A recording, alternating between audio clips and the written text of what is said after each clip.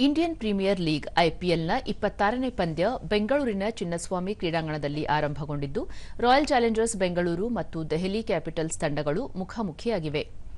Toss ಗೆದ್ದ Delhi capitals ತಂಡ fielding ಆಯ್ಕೆ ಮಾಡಿಕೊಂಡಿದೆ.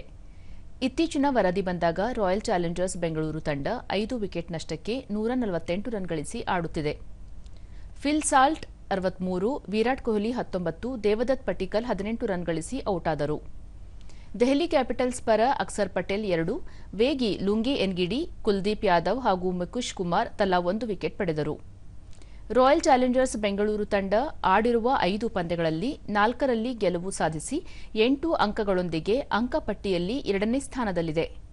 ದೆಹಲಿ ಕ್ಯಾಪಿಟಲ್ಸ್ ತಂಡ ಆಡಿರುವ 4 ಪಂದ್ಯಗಳಲ್ಲಿ 2 ಪಂದ್ಯಗಳಲ್ಲಿ ಸೋಲು ಹಾಗೂ 2 ಪಂದ್ಯಗಳಲ್ಲಿ ಗೆಲುವಿನೊಂದಿಗೆ 4 ಅಂಕಗಳೊಂದಿಗೆ ಅಂಕಪಟ್ಟಿಯಲ್ಲಿ 6ನೇ ಸ್ಥಾನದಲ್ಲಿದೆ.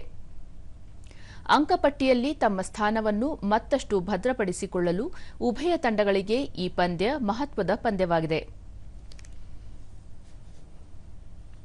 ಸಂಜೆ 27ನೇ ಪಂದ್ಯದಲ್ಲಿ ಸನ್ರೈಸರ್ಸ್ ಹೈದರಾಬಾದ್ ಮತ್ತು ಚೆನ್ನೈ ಸೂಪರ್ ಕಿಂಗ್ಸ್ ತಂಡಗಳು ಹೈದರಾಬಾದ್ನಲ್ಲಿ ಮುಖಾಮುಖಿಯಾಗಲಿವೆ. ಪಂದ್ಯ 7:30ಕ್ಕೆ ಆರಂಭವಾಗಲಿದೆ.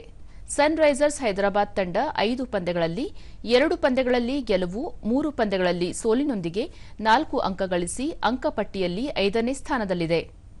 ಚೆನ್ನೈ ಸೂಪರ್ ಕಿಂಗ್ಸ್ ತಂಡ 5 ಪಂದ್ಯಗಳಲ್ಲಿ 2ರಲ್ಲಿ ಗೆಲುವು, 3ರಲ್ಲಿ ಸೋಲಿನೊಂದಿಗೆ 4 ಅಂಕಗಳೊಂದಿಗೆ ಅಂಕಪಟ್ಟಿಯಲ್ಲಿ 8ನೇ ಸ್ಥಾನದಲ್ಲಿದ್ದು, ಈ ಪಂದ್ಯ ಈ ಎರಡೂ ತಂಡಗಳಿಗೆ ಮಹತ್ವದ್ದಾಗಿದೆ.